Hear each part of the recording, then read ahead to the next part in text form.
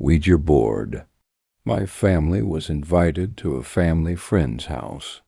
This was usually fun for myself since I was an only child, and they had grandkids that were about my age that I got along well with. This one time there were a couple of additional kids there, so all in all, there were 5 of us hanging out. Normally we would play with Legos or food around outside, but while hanging out in one of that back bedrooms, we came across an Ouija board. Thought it would be fun to set up the board and ask questions to it.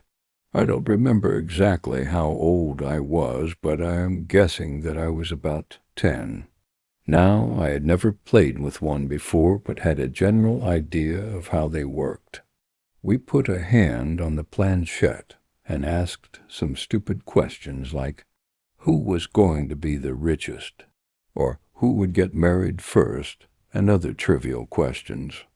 As we asked the questions, I was certain that I could feel a little persuasion occurring with the planchette, especially if the question seemed to have importance to someone.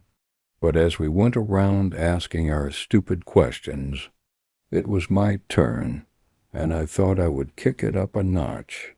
Who will be the first person to die in the room? The planchette started to move.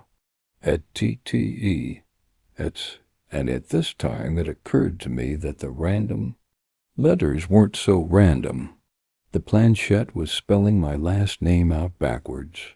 O-R, and the planchette was done.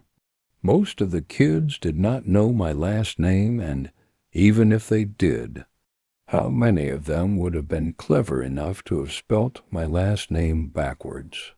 I was also curious in that, if my last name was being spelt backwards, would that actually mean that I would live to be the oldest?